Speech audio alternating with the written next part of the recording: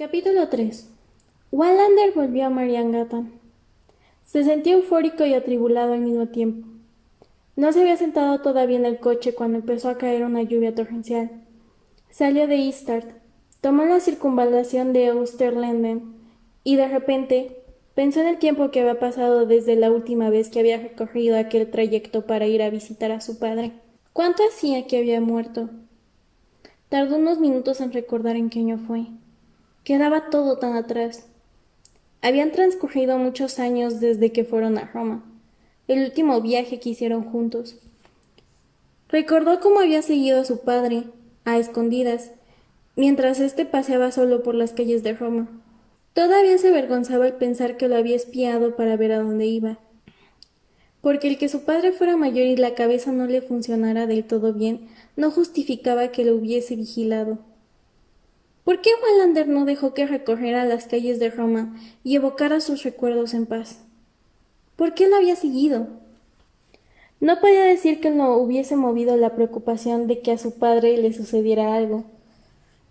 Aún se acordaba de cómo se sintió entonces.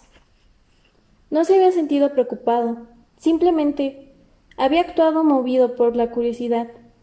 Era como si el tiempo se hubiera encogido, como si hubiese sido ayer la última vez que había recorrido aquella carretera para ir a ver a su padre, para jugar con él a las cartas, tomar un trago y luego enzarzarse en una discusión sobre cualquier tipo de minucia. Echo de menos al viejo, reconoció. Después de todo, era el único padre que iba a tener en la vida.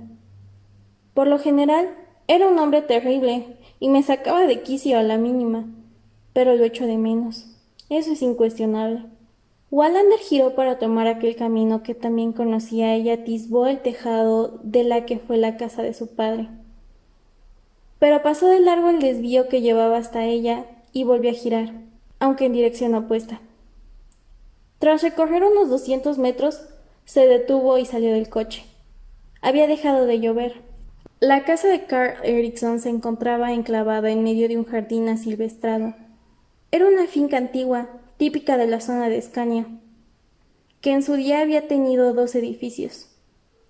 Uno de ellos había desaparecido, tal vez a causa de un incendio, o quizá lo hubiesen demolido. Lo único que quedaba era la casa y el jardín rodeado de una valla. Wallander oyó a lo lejos el ruido de un tractor. La tierra del jardín parecía esperar que la cubriera el invierno. La verja emitió un chirrido cuando Wallander la abrió, antes de entrar a la explanada. Era obvio que el sendero de la tierra llevaba muchos años sin ver un rastrillo. Unas cornejas graznaban posadas en un castaño altivo que se erguía frente a la casa.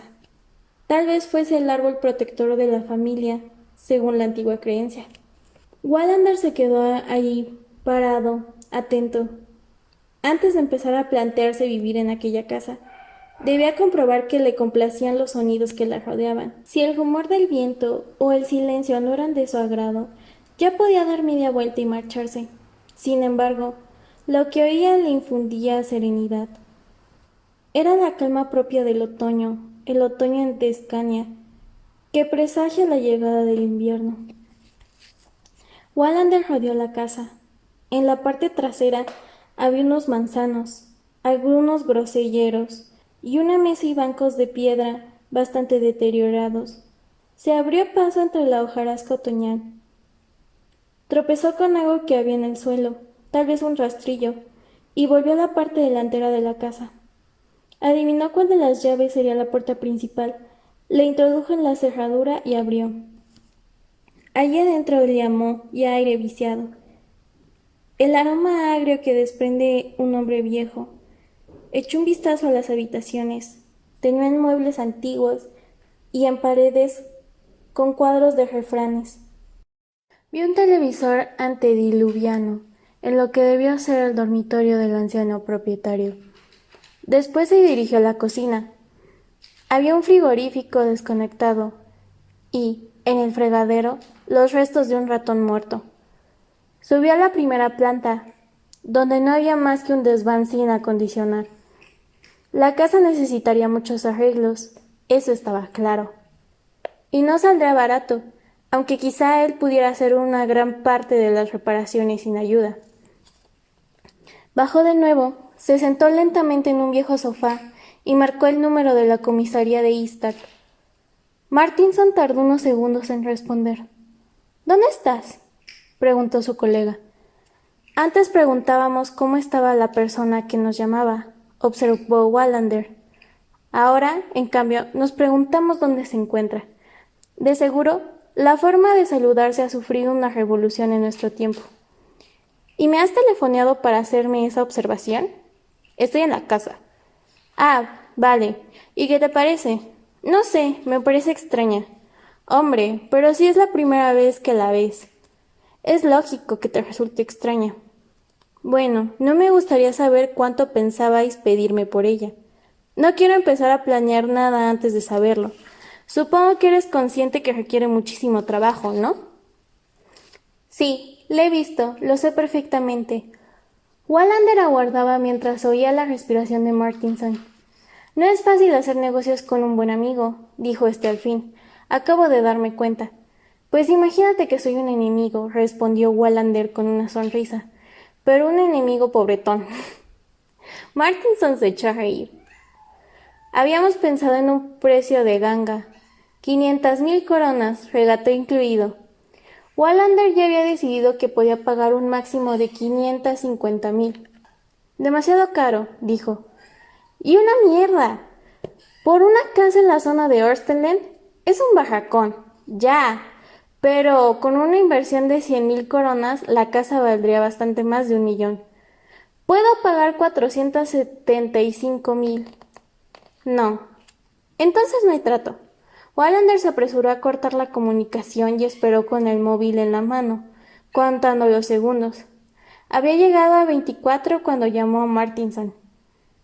Podemos dejarlo en 490,000. Pues cerramos el trato con un apretón de manos telefónico, respondió Wallander. O mejor dicho, la casa está en mis manos durante 24 horas. Tengo que hablar con Linda. De acuerdo, tienes hasta la noche. ¿A qué viene tanta prisa? Te digo que necesito 24 horas. Bueno, te las concedo, pero ni una más. Concluyeron la conversación. Wallander sintió un escalofrío de felicidad. ¿De verdad estaba a punto de adquirir la casa de campo con la que tanto tiempo llevaba soñando? Y, además, cerca de la casa de su padre, en la que había pasado una infinidad de horas. Subió a toda prisa la escalera y recorrió la vivienda una vez más. Empezó a derribar paredes mentalmente, a renovar la instalación eléctrica, a empapelar, a amueblar. Sintió deseos de llamar a Linda, pero logró contenerse. Era demasiado pronto para contárselo. Todavía no estaba convencido del todo. Examinó de nuevo la planta baja, deteniéndose de vez en cuando a escuchar el ruido antes de pasar a la siguiente habitación. En las paredes colgaban fotografías de personas que una vez vivieron allí. Y entre dos de las ventanas de la habitación más amplia, una fotografía de la finca a vista de pájaro, coloreada. Tuvo la sensación de que en las paredes aún latía la respiración de las personas que la habían habitado con el recorrer del tiempo.